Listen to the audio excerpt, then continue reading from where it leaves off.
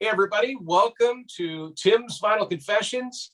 I'm Tim Durling. With me is Matt Phillips and Jex Russell. Three of us are here. Will is here in spirit. And on this episode, we're talking about just album artwork that we really, really like. We each picked 5 albums and no particular order. I have no idea what these guys have picked, so this is going to be a lot of fun. And we're just going to go through and talk about the artwork, and it could be the inner sleeve artwork, the back cover as well. Albums we just think look cool. But the first thing we're going to do is, because Will couldn't make it to this episode, he did give us his 5, and we divided them up, and we're going to go through and talk about his choices. And I'll be honest, some of his really surprised me. So I'll start with one of Will's. It's the debut album from Foreigner, 1977, with this drawing of the group apparently waiting for a train. And I was a little surprised by this. The art direction on this one is done by a guy named Bob Defrin, who I think is a staff at Atlantic Records. He does a lot of artwork for Atlantic Records. You'll see his name inside. I'm just going to top of my head, I'm going to say Rat, Twisted Sister, maybe Winger. So he did this one. That was the first of Will's choices. We are now going to move over to Matt for another one of Will's choices. I was also very surprised by Will's choices. I'm kind of glad he picked a band that I think both of us are into. I'm not sure if anyone else is really into this band. Avenged Sevenfold, and their 7th studio album, which is called The Stage. Now, I actually, to show you that again, it's got kind of a space. It's their first concept album, and I actually bought it used. I wasn't sure if I was going to like the album. I'd found the CD used a little while ago. Will really wanted me to include this one. He says he has the vinyl, and he's actually opened it. I think that artwork actually would look really cool in vinyl. So if you know anything about Avenged Sevenfold, they've always got kind of like a bat motif and a skull kind of thing going on.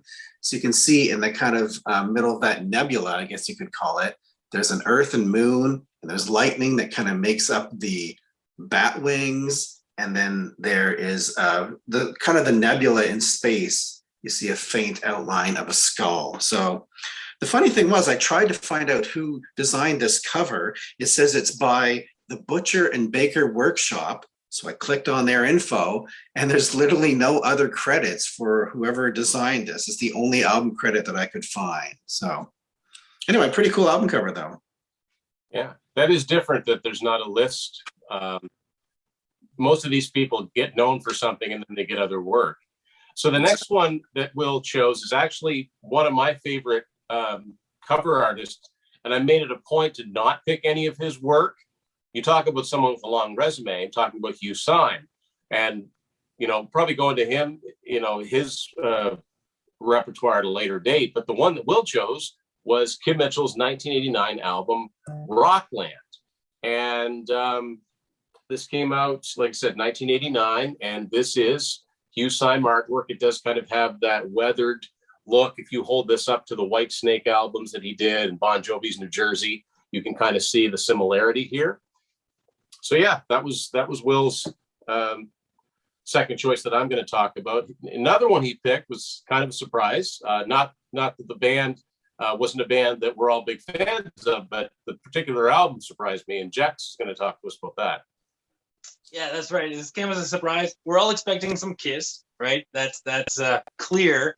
But the album that Will chose is Sonic Boom from 2009. Which it is a cool. I love the animated faces here, like very comic book style.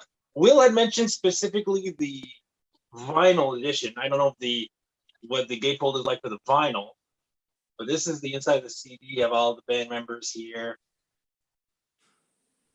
So yeah, and apparently there's some signatures in the vinyl gatefold. I've never seen it, but that's what he was saying. But yeah, I like this album cover too. I actually have this in full-size poster that I bought when the album came out. It's rolled up and put away right now. I would have taken it out, but yeah, it's you definitely need a bigger scale to really enjoy the album art.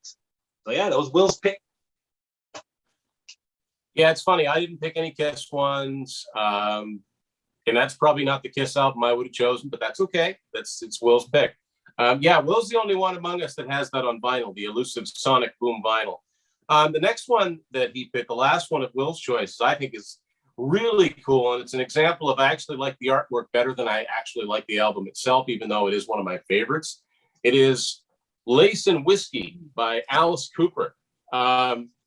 It's got, I like It's Hot Tonight. It's got some good songs on it. It's not one of my favorite albums from Alice. This is from 1977. This is on Warner Brothers. But I really think that the whole concept of this is cool. It's like as if it were a paperback, like a detective novel. There's a gun on the desk, and there's a whiskey glass, there's a bullet, there's a whiskey bottle, there's an ashtray. On the back, it's got a picture of Alice seated at a typewriter as if he's written the book.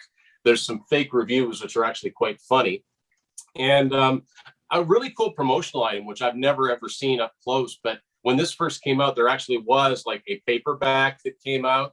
And I think it had a calendar in it and, an Alice Cooper discography.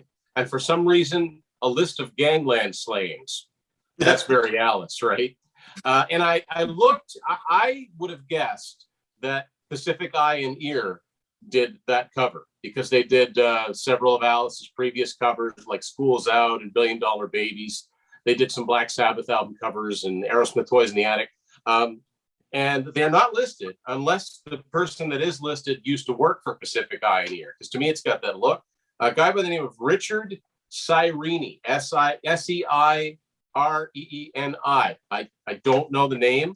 And of course, it's got Alice pictured here. By the way, this detective's name was Maurice Escargot. This was Alice's alter ego at this time. It didn't last long. Yeah, those are Will's choices for his 5 album covers he really likes the artwork on, which, those are cool choices. So now we're going to get into ours. They're in no particular order. We're going to go Matt and then Jax and then me until it's all over. So Matt, start us off. So we were tasked with picking 5. And to be honest, we weren't really ranking these, but if I had to rank them, the first one I'm going to show you, just going to get it out of the way because you've heard me talk about this album so many times. It's my favorite record. It's actually my favorite album artwork of all time. Came out August 3rd, 1987. It's an Andy Airfix design. Originally, this album was called Animal Instinct. And of course, I'm talking about Def Leppard's Hysteria. I really still love this album artwork 30 some years later. It still looks modern to me and cool. I like how they took the logo and they removed the triangle. So they had that triangle on their early versions of the logo, like on Through the Night. And they removed that from the logo and put it as part of the motif on the actual design. Now, these funky characters in the middle, originally on this illustration, they were supposed to be, I read, a lion, an eagle, and a shark. And he was playing on the Animal Instinct concept. But of course, then when they changed the name of the album to Hysteria, they had to kind of change that up a little bit. He had this album, I forget how many years it took him to finally put it out, but he had basically, he said, about 2 years to kind of work on the design and refine it. And I don't know if Tim still has his sleeves in the background of the Def Leppard, but you've seen him feature that. Like they took the album cover, and broke it up into like 9 segments, and each one of those was on one of the picture sleeves, which I thought was really cool. So, and they were able to use all the elements from that. They used the elements from like all these little laser looking things. They used it on their actual stage design and stuff too. So I really obviously love that album and the artwork. That's cool. I can't help but think if another band got inspired by that artwork, I'm talking about Metallica.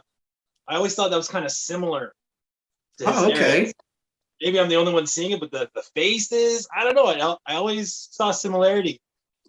Interestingly, actually, Andy Airfix has done work for Def Leppard, done quite a few things for Metallica as well. So, really? Well, there you go. So, me? All right. So, the first one I chose, going back to the 70s, little bit of Black Sabbath. This is their fifth album, Sabbath, Bloody Sabbath from 1973. And I've always liked this album cover. It's very, very horrific. I'm a fan of horror films, for anyone who knows me. And it's just very nightmarish scene going on here with a man just in his bed being surrounded, tormented, if you will, by these demon-like creatures. And there's a skull looking up above and 666 on the headboard. It's just so much going on. It's something out of a H.P. Lovecraft novel. And it's always very caught my attention. It's very much caught my attention. And what I like also is that when you flip it in the back, it's such a contrast. Very peaceful. The man is now laying in bed, people around him. The colors is another contrast as well. You have very warm colors here with the pinks and the red and the black. And here's white and blue, very cool colors. And I love that kind of night and day effect. And that's a beautiful thing about album covers. It makes your mind kind of create your own story. Like, what's going on? Is this a dream? Is this a nightmare? What is this that's going on? Did he actually get killed by the demons and he's in his deathbed now? Or is he in a coma and this is what he sees? Who knows? That's what I love. It's just the path that your mind goes on. And I only learned this about 6 years ago when I was reading through a coffee table book I have called The Art of Metal. And that's when I found out who the artist is. And the artist responsible for this is a man named Drew Struzan.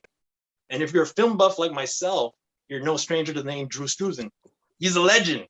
When it comes to movie posters, he has over 150 movie posters to his name. And we're talking big names like Back to the Future trilogy, Indiana Jones and the Temple of Doom. He also did The Last Crusade, Goonies, the Star Wars re-releases. That was him. So yeah, he's a big name, and he's also done some album covers, this being one of them. And another famous one you might be familiar with. Alice Cooper, Welcome to My Nightmare. That's Drew Struzan as well. So's the Greatest Hits. Oh, really? Yeah, I see it now in my head. Awesome. When Yes. I think of his movie posters, Raiders of the Lost Ark is always the one that comes to mind. Yes. Yeah. Oh, yeah. The big ones. Most likely, if you think of a famous movie poster, it's probably a Struzan. And reading the behind the scenes, I'm just gonna finish out with this. Reading behind the scenes of how he created this, it's really interesting. Like, this actually is him laying in the bed. That's a photograph he had taken of himself, and then he proceeded to draw him. But even more interestingly, this other man that's kind of kneeling on the bed, that's also him. That's also Drew from another photograph, and he just kind of combined them and made this painting.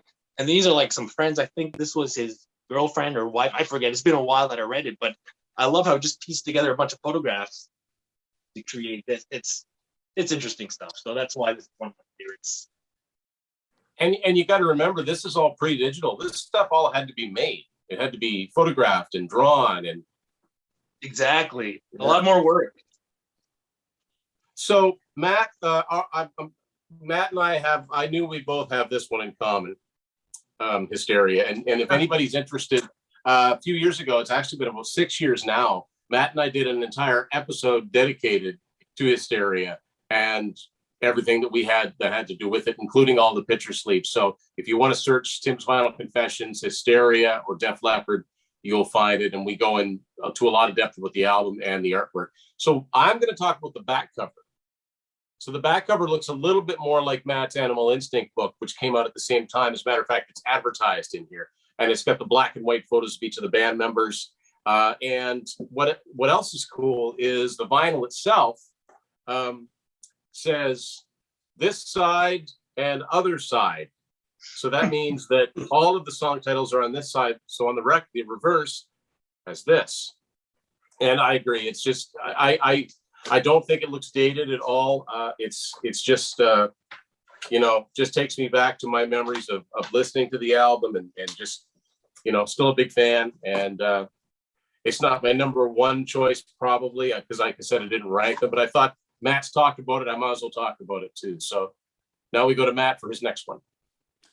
So funnily enough, next one I'm going to talk about is also from 1987, came out in April of that year. And we're going to start by showing you the back cover, because that just reminded me of the illustration and the black and white photos of the band on the back. This is the Yep. Cult's album Electric. The art direction on this one was by Storm Thorgerson. I also see a name Keith Bredeen attached to it. Keith worked on a lot of records for Duran Duran. He did the Seven and the Ragged Tiger album. The person that actually photographed them on the front, his name is Robert Erdman. So this, I used to draw that logo all the time. In high school, we would cover our textbooks with this like homemade paper stuff, and I was constantly drawing this Cult logo. I really like the way that it's balanced, like I'm not sure what you call that style, but how like the E looks like the C, the L looks like the R, like it all kind of curves in together, and I really like that. Symmetrical. Symmetrical, exactly. So the person that actually worked on some of their other artwork, I'm just going to show you a few of these real quickly. These are the singles this is Little Devil off that album, and a really famous one is Wildflower. An artist by the name of Rick Griffin actually did the artwork for these singles. And just for fun, I wanted to find out if you could actually buy any of this original artwork. And I saw some eBay auctions going for about $14,000 if you wanted to buy the original hand-drawn. So all this stuff is hand-drawn illustrations, and then they build on it and build on it. And you see it's really, really vivid colors. So I just love that stuff. Yeah, Storm Thorgerson was with Hypnosis, and it kind of shows. Oh, Yeah. All right, Jax. all right. So for my next one, I'm going to talk about the musician for a second. I know he's not a fan favorite here in the TVC, and I just want to make it clear that I love the guy as a musician. I think he's great, a phenomenal guitar player, one hell of an entertainer. I already know. You already know. When it comes to the person, I don't agree with many of his views or most of the stuff that comes out of his mouth. I, of course, am speaking about Ted Nugent. But this is his 1978 album, Weekend Warriors. And whether you're a Nugent fan or not, I think we can all agree. This is a great album cover with the guitar becoming a shotgun. Like, I love it. I love it. And this is a great example of how an album cover can just draw you to the album without even knowing what's on it. When I discovered this, I knew some Nugent. I knew the big names, Stranglehold, Cat Scratch Fever, Free for All. That was about it. And none of these songs are on here, but I gave it a chance judging by this. And I really ended up liking the album. Become one of my favorites from the Nuge. And this was actually, before this was the album cover, who's the artist here? Sorry, I got lost in my notes. Jeff Cummins is the name of the artist. And he had originally made this, it was in a magazine to accompany a Nugent article.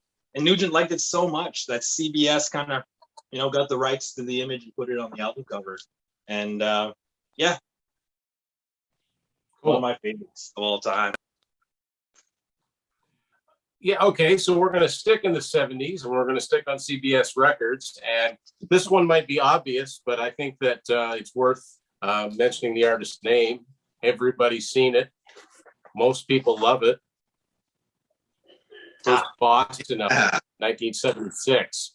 I mean, to me, it just doesn't get cooler than this. Don't Look Back is pretty good too. Don't Look Back to me reminds me of Space Invaders, but yeah, this is just an iconic album. It just so happens it's a classic album. Every song on it is a classic, and this has sold like 17, 18 million copies since it came out in 1976.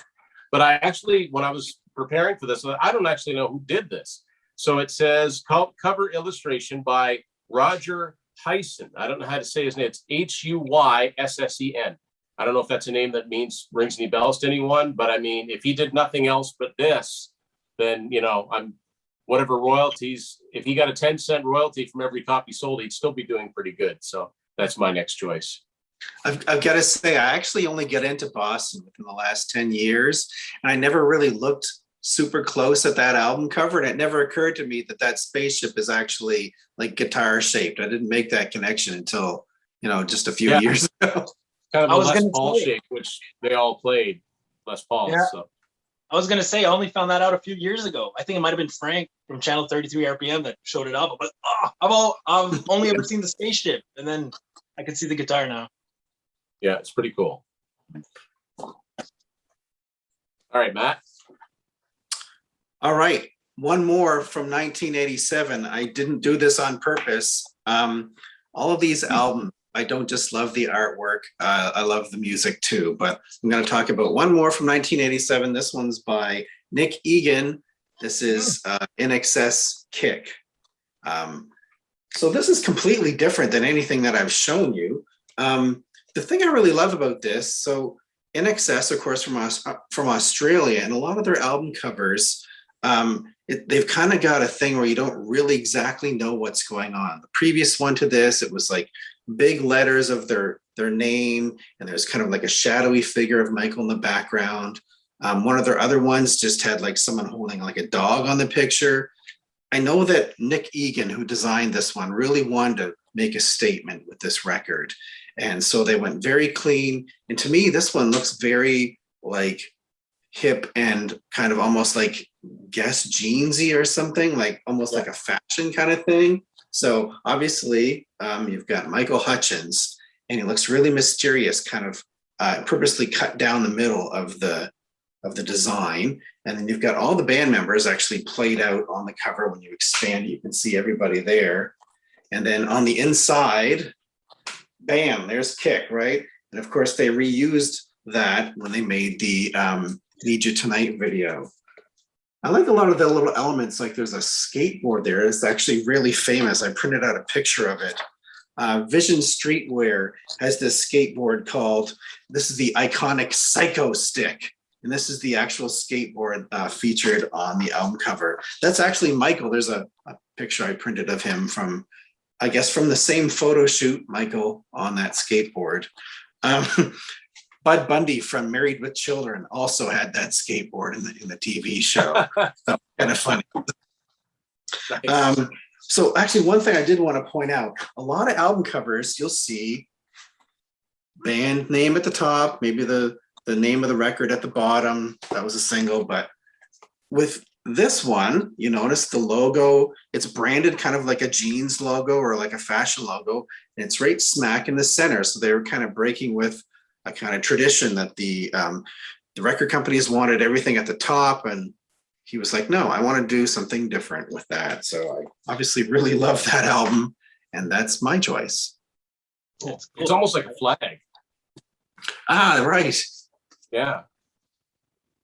I had to pull out the CD copy when you're talking about it, because that's the thing about CDs that you didn't really get. Like when you flip it around, you don't have the Oh, same- yeah. I mean, you have to open it, and then you get like more of it. But that's why And it's almost three-dimensional too, like you said, Yeah. like the Need You Tonight video.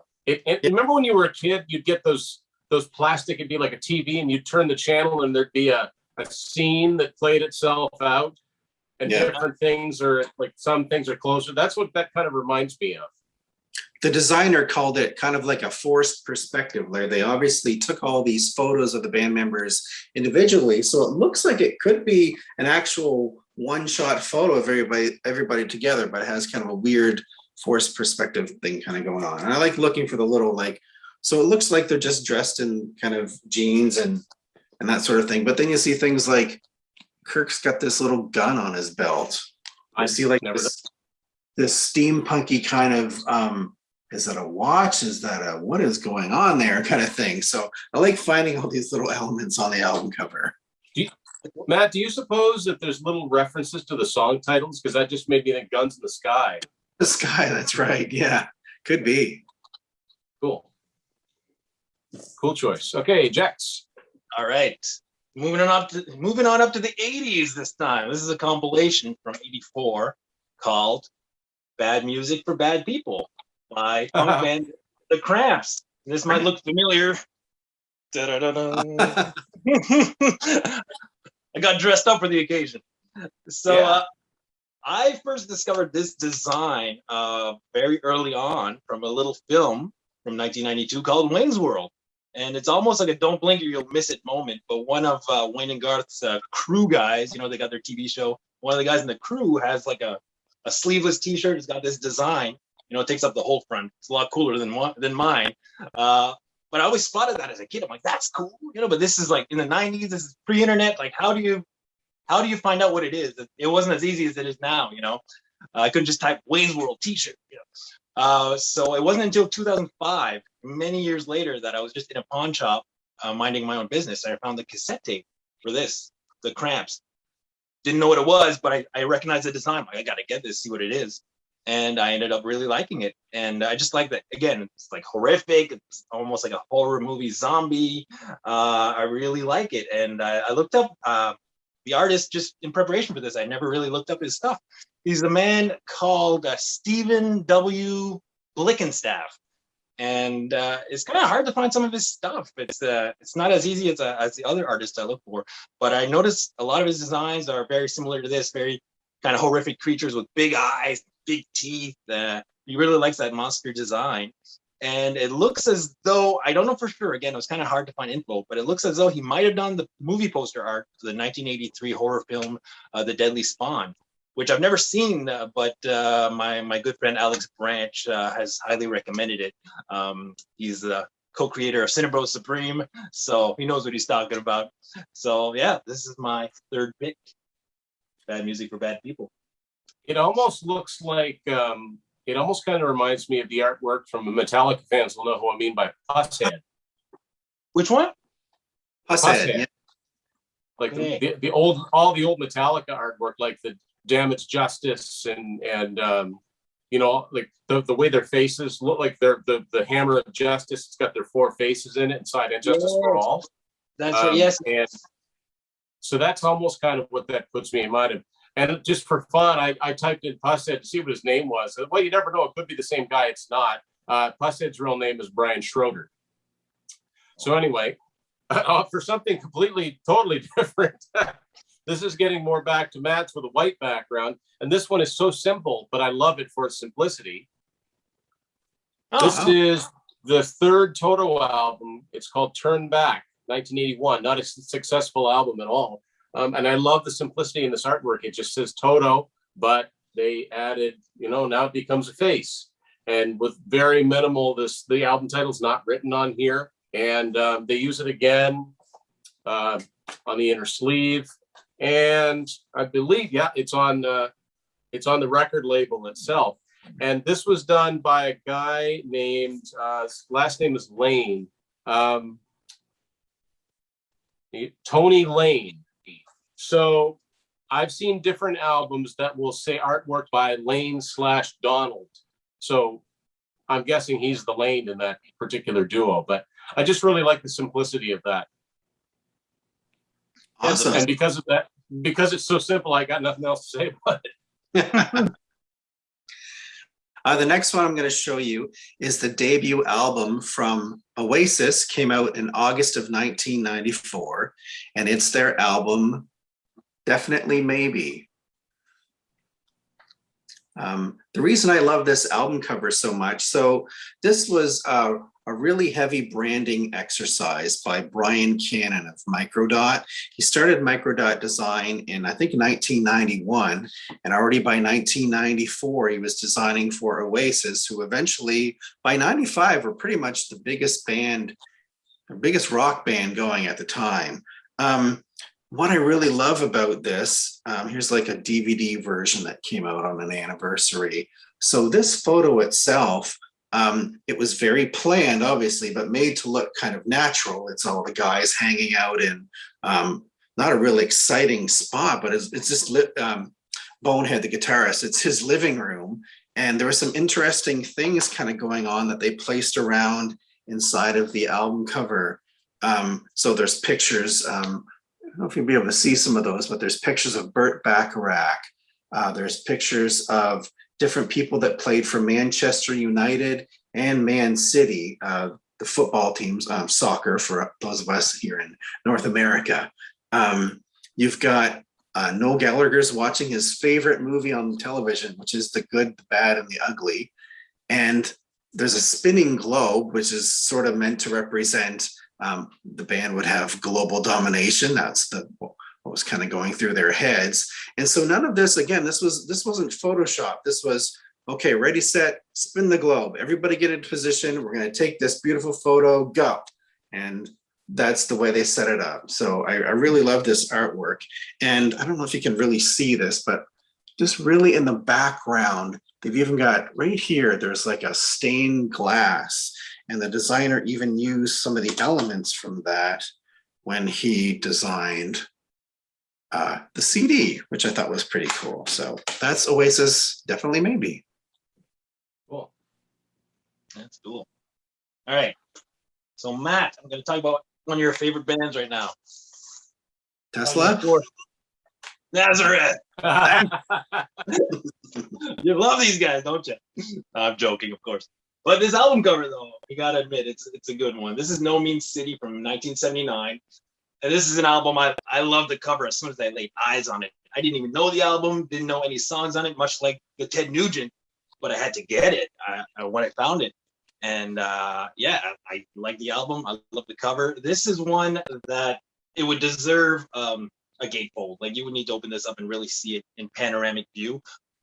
Maybe later issues have it. I didn't really look into it, but this is an earlier pressing and you have to flip it around like this.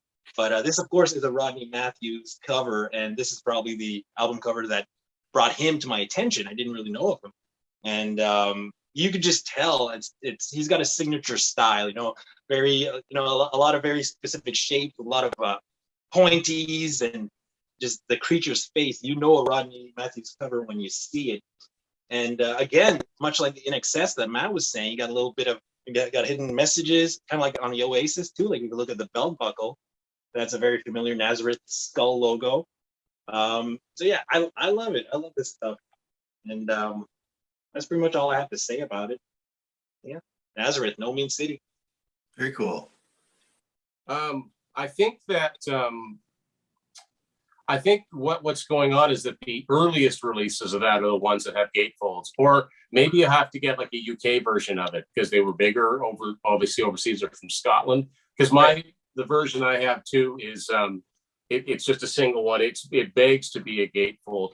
If anybody our age, well, I'll say our age, what that cover always reminded me of is this book that I remember reading in the mid 80s called The Secret of Nim. Okay. NIMH, which I think is Don Bluth artwork, but that's what I think of when I see that album cover. It's very, very cool. I can see it. Yeah. Now that you mentioned it. Yeah. So next up is an album cover that has, if it's never been explicitly stated, then subconsciously it had to have been influenced by Def Leppard's Hysteria. I know what this is going to be. Winger. Yeah, the debut album from Winger. Just quickly, what's funny, and I know a lot of people know this, but maybe not everybody does. You see there in the bottom corner, it says Sahara. The band was actually going to be called Sahara, but at the last minute, they got sued by, I think, a sunglass company. You can't call your band Sahara. So they just used Kip Winger's last name. But on the cassette, when I originally had this on cassette, it just said Saha. That's right. So that really didn't make any sense to me.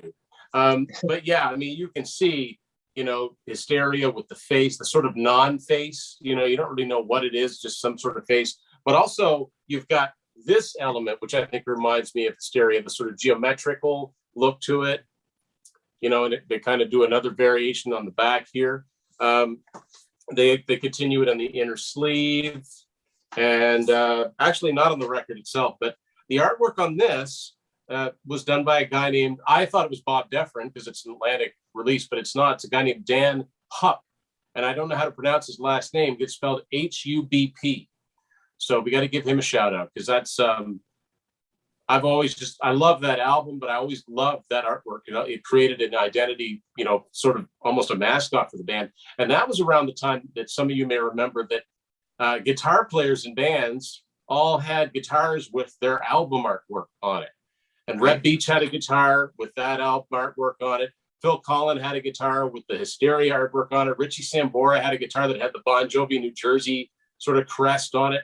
I even think Jerry Dixon from Warrant had the Cherry Pie album cover on his bass. So that was definitely a trend that was happening around that time. But that's my next one. So Love it. Tim, if we were going to do a top 10, I was just showing this. I don't know if you saw this. I made kind of a list of, here's the ones that sort of almost made the cut.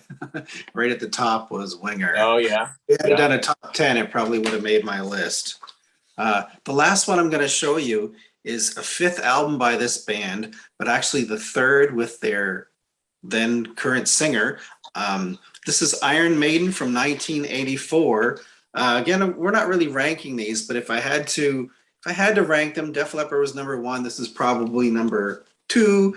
This is Iron Maiden's album Power Slave. Of course, this was designed by Derek Riggs, who's done most of the iconic album artwork that people are familiar with for Iron Maiden.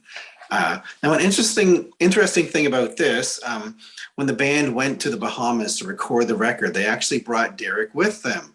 He thought that sounded like a great idea. Let's go on vacation with Iron Maiden, design some album covers. Well, it proved to be quite a challenge for him because the high humidity in the Bahamas and Nassau, where they were recording the record, really kind of messed with his airbrushing technique. Of course, this stuff is not done on computer. He does all this stuff by hand. And it's not just, he doesn't usually do these on 12 by 12. It's usually quite a large canvas that he's designing on. For me, this is really peak Iron Maiden design. I love Seventh Son of a Seventh Son. I love Somewhere in Time. I find this is the one where they started adding, well, they didn't start, but they added all these cool little Easter eggy type things. Like there's I think, I don't know if I can even show you this. There's a Mickey Mouse hidden in there somewhere. All kinds of things. It says, what, no Guinness? What a load of crap. And somewhere on here it says Indiana Jones was here. So they kind of went a little bit overboard. On the next record, they started, the whole thing was all these references to stuff. So it got a little bit crazy, but this is probably my favorite one. And incidentally, this is actually an original pressing on vinyl. So yeah, that's the last one I'm going to show you. Iron Maiden, Power Slave. Hey, you almost have to have those on vinyl to see it all. Yes, exactly. You have it on cassette, forget about it. Get a magnifying glass. All right. So for my the only good thing about having something like that on cassette, Jax, is that you can make people think that you've got this super clear vision because you know that there's something in there. You can't actually see it. You just know it's there. You can't see that written in there. It's plain as day. Yeah, what's wrong with you? Yeah. You all need your eyes tested. All right. So for the last one, I made a video about my favorite album covers years ago, like 5 or 6 years ago. And this is one that I had purposely left out, even though I loved the album art. I left it out thinking it's too much of an obvious choice. It's not original enough. It's too cliche. But you know what? I decided to bring it back for this video because it is a classic album cover and one of my favorites. I think you guys can all agree. Destroyer. Like, I remember seeing this as a kid. I was probably about 10, 11 years old. This is in the mid 90s. My big sister, Natasha, she brought me to this used record store called Blah Records in Bathurst, New Brunswick. It's not there anymore. Don't look for it. It was gone before the 90s were over. But that was a cool store. And I remember I saw this on CD. And this was pre-remastered. It was the original CD. And that image I thought it was the coolest thing at that age. Like, I knew, my knowledge on Kiss was minimal at this age. I knew who they were. I started hearing a handful of songs. I knew about the look, the makeup, thought they were cool. When I saw this, I was like, they look like superheroes. This is something out of a comic book. And the way that they're like jumping at you in almost a 3D fashion, like I was speechless. And still to this day, I think it's very cool. The artist is Ken Kelly, which is this is the kind of stuff he does. He's a fantasy artist. He does a lot of stuff like this, a lot of post-apocalyptic stuff. I know he did artwork for Manowar as well. Just to name a few, it's the only one that's Love Gun. He did Love Gun. Oh, did he do Love Gun? Rainbow? That's right. He did Rainbow. Right. He did Rainbow Rising. Okay, yeah, that makes sense. Yeah, so you can really see his style here. And what's beautiful about this is that this one I actually do have it in a nice gatefold. Yeah, mine's not even a gatefold. I don't think. No, it doesn't pop up very often. I think the gatefold was No. exclusive to the Canadian pressing. So I was lucky to find a copy. This is the inside here. But yeah, so when I first picked it up, it was on cassette, the first copy of Destroyer I ever had. So it just goes back to what we're saying. You can't really enjoy the artwork, but picking it up on vinyl is a treat. And as many of you know, this was brought back for the 2012 reissue. They released Kiss Destroyer Resurrected, which actually featured the original artwork, because this was modified because I guess Casablanca Records, they didn't like it. It was too violent originally with the fire and the flames and the rubble.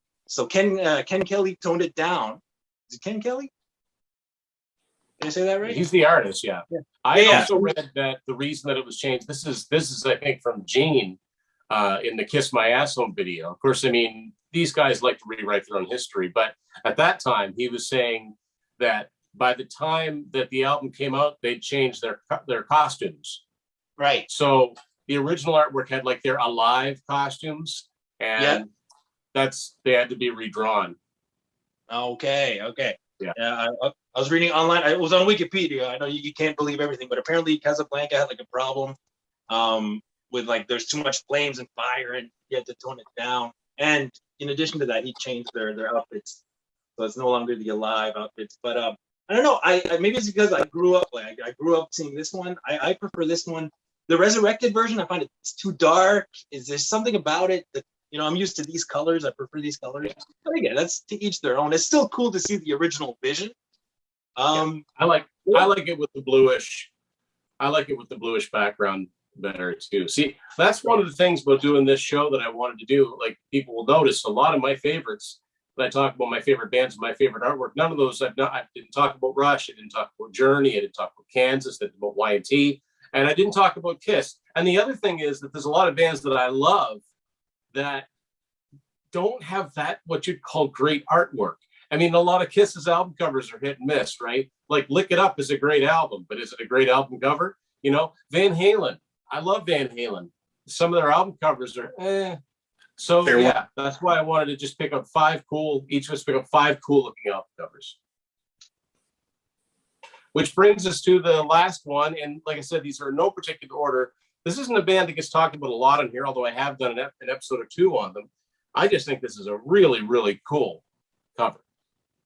Oh, Dokken, Back to the Attack from 1987. 1987 was apparently a good year for album covers. apparently. I think this just looks like a really cool like crest. It was designed by, I think, the same guy that designed the Dokken logo. His name is Dave. There you go. His name is Dave the Knave Williams. I only know him from seeing his name inside of Dokken's albums. The back cover is cool too. You got these like birds and then like attack dogs, and it's just all very, very cool. And they continue it on the inner sleeve as well. You know, there's like joust, they're ready to joust. There's, you know, they're back for the attack. And the colors are really cool. I've just always really liked that album cover. It's not my favorite album by Dokken, but it's my favorite album cover, although I do really like Tooth and Nail too. So there you go. Those are each of us, all 4 of us really, including Will, 5 album covers that we think are really cool. What are 5 album covers that you all think we should have included, or if you had done the show, what would you have included? Let us know in the comments. And thanks everyone for watching Tim's Vinyl Confessions.